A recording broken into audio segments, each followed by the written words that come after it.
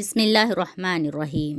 حضرت علی رضی اللہ تعالیٰ عنہ فرماتے ہیں، مومن وہ نہیں جس کی محفل پاک ہو، مومن تو وہ ہے جس کی تنہائی پاک ہو۔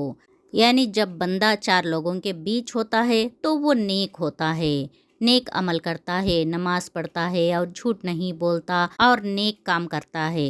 جب وہی بندہ تنہائی میں ہوتا ہے تو اس کا رویہ بدل جاتا ہے، لیکن جب ایک بندہ تنہائی میں ہو یا محفل میں ہو اس کا عمل ایک جیسا ہوگا تو وہ مومن کہلائے گا۔ حضرت علی رضی اللہ تعالی عنہ کا فرمان ہے، زندگی میں کبھی مایوس نہ ہونا، کیونکہ ٹھوکریں بھی انہی کو لگتی ہیں جنہیں اللہ تھامنا چاہتا ہے۔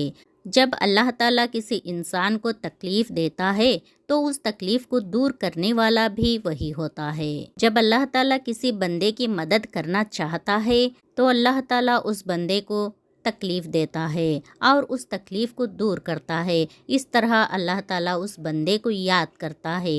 ایک عام پانی اور آنکھوں کے پانی میں صرف جذبوں کا فرق ہوتا ہے۔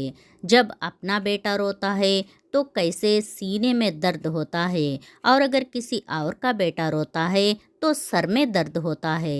ایک دن موم بتی کے اندر جلتے ہوئے دھاگے نے اس سے کہا، جلتا تو میں ہوں پر تیرے آنسو کیوں نکل آتے ہیں؟ موم بتی نے کہا، جس کو دل میں جگہ دی ہو اگر وہ تکلیف میں ہو تو آنسو نکل ہی آتے ہیں۔ اس کا مطلب یہ ہے کہ جو دل کے قریب ہوتا ہے وہ تکلیف میں ہوتا ہے تو سینے میں درد ہوتا ہے، تکلیف زیادہ ہوتی ہے۔ اگر جو رشتہ دار نہیں ہوتا، دور کا ہوتا ہے، اگر وہ کسی تکلیف میں مبتلا ہوتا ہے تو درد اتنا نہیں ہوتا جتنا اپنوں کے درد سے ہوتا ہے۔ یہ تو قدرت کا قانون ہے۔ نماز نہ پڑھنا ایک ایسی بیماری ہے جو اللہ کی ناراض ہونے کی نشانی ہے۔ اللہ جب کسی بندے سے ناراض ہوتا ہے تو اس سے سجدہ کرنے کی توفیق چھین لیتا ہے۔ اسلام کے 5 ارکان ہیں، ان میں سے ایک نماز بھی ہے۔ نماز ہر مسلمان مرد و عورت پر دن میں 5 مرتبہ فرض کی گئی ہے۔ اس کا انکار کرنے والے کافر ہیں۔ جہاں نماز پڑھنے کے لیے بے شمار دینی و دنیاوی ثوابات ہیں، وہی نماز نہ پڑھنے کے دینی و دنیاوی عذابات اور نقصانات بھی ہیں۔ عام طور پر دیکھا جائے تو ہمارے معاشرے میں ایک تعداد ہے جو نماز نہیں پڑھتی۔ اگر انہیں نماز پڑھنے کا کہا جائے تو کہتے ہیں، اللہ غفور الرحیم ہے، وہ معاف کر دے گا۔ جہاں اللہ غفور الرحیم ہے وہی اللہ قہار و جبار بھی ہے۔ اس نے نماز نہ پڑھنے والوں کے لیے سزائیں مقرر فرمائی ہیں۔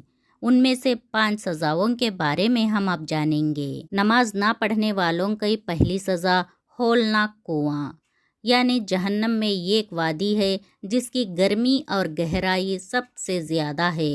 اس میں کنواں ہے جس کا نام حب حب ہے۔ جب جہنم کی آگ بجھنے پر آتی ہے، اللہ تعالیٰ اس کو کھول دیتا ہے، جس سے وہ بدستور بھڑکنے لگتی ہے، جیسا کہ اللہ تعالیٰ قرآن مجید میں فرماتا ہے، جب کبھی بجھنے پر آئے گی ہم اسے اور بھڑکا دیں گے۔ اور دوسری سزا یہ ہے جہنم کی وادی۔ جہنم میں ایک وادی ہے جس کا نام ویل ہے۔ اگر اس میں دنیا کے پہاڑ ڈال دیے جائے تو وہ بھی اس کی گرمی سے پگھل جائے۔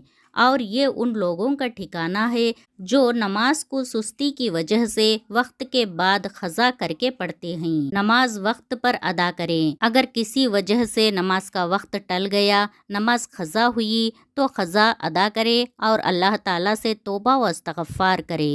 اور نماز نہ پڑھنے والوں کی تیسری سزا یہ ہے اللہ کریم کا غضب۔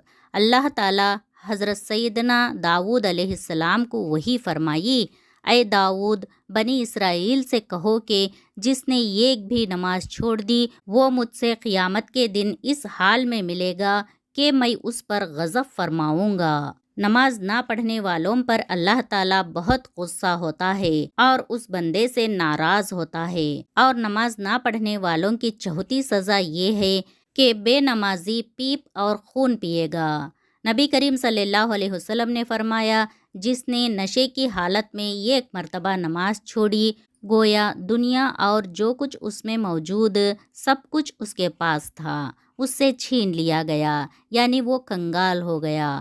اور جس نے 4 مرتبہ نشے کی حالت میں نماز چھوڑی، اللہ تعالیٰ پر حق ہے کہ اسے جہنمیوں کا پیپ اور خون پلائے۔ یعنی بے نمازی کو جو چوتھی سزا ملے گی وہ یہ ہے کہ جہنمیوں کا پیپ اور خون اسے پلایا جائے گا۔ اور 5ویں سزا یہ ہے کہ حضور صلی اللہ علیہ وسلم نے فرمایا، جو شخص نماز کی حفاظت کرے اس کے لیے نماز قیامت کے دن نور، دلیل اور نجات ہوگی، اور جو اس کی حفاظت نہ کرے اس کے لیے بروز قیامت نہ نور ہوگا اور نہ دلیل اور نہ نجات۔ اور وہ شخص قیامت کے دن فرعون، قارون، حامان اور ابو بن خلف کے ساتھ ہوگا۔ جو نماز پڑھتا رہے گا وہ نماز قیامت کے دن اس انسان کے لیے نور، دلیل اور نجات ہوگی، اس کی وجہ سے وہ جنت میں چلا جائے گا۔ اور جو بے نمازی ہوگا نہ اس کے پاس نور ہوگا، نہ دلیل ہوگی، نہ نجات ہوگا،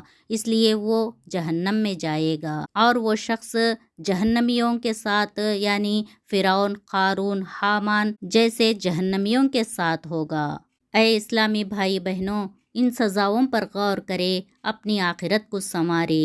دنیا تو کچھ دن کی چاندنی ہے، ہمیشہ کی زندگی کی تیاری کرے۔ دنیا کو سنوارتے سنوارتے آخرت کو نہ بھولے۔ دنیا کے کام کاج سے زیادہ آخرت کی تیاری کرنی ہے۔ دنیا کے کام کاج کے ساتھ ساتھ نماز بھی قائم کرتے رہے، نماز پابندی سے پڑھتے رہے، اور یہ جان لے کہ دنیا کے کام صرف دنیا کے لیے ہے، لیکن نماز آخرت کے لیے ہے۔ وہی ہمارے ساتھ آنے والی ہے، ہماری بخشش کروانے والی ہے، ہمیں جنت دلانے والی ہے۔ ہمیں ہر وقت یہ یاد رکھنا چاہیے کہ میرے رب نے مجھ پر نماز فرض کی ہے، میں نے اسے ہرگز نہیں چھوڑنا، یہ میرے محبوب کا حکم ہے۔ اللہ کریم ہم سب کو نماز کی پابندی کی توفیق عطا فرمائے، آمین یا رب العالمین۔ نماز کے ساتھ ساتھ استغفار بھی پڑھتے رہے۔ استغفار کی توفیق ہمارے کامیاب ہونے کی پہلی نشانی ہے۔ اللہ تعالیٰ جب کسی بندے کو اللہ سے معافی مانگنے کی توفیق دیتا ہے تو سمجھ لو کہ اس انسان کی کامیابی کا وقت شروع ہو گیا۔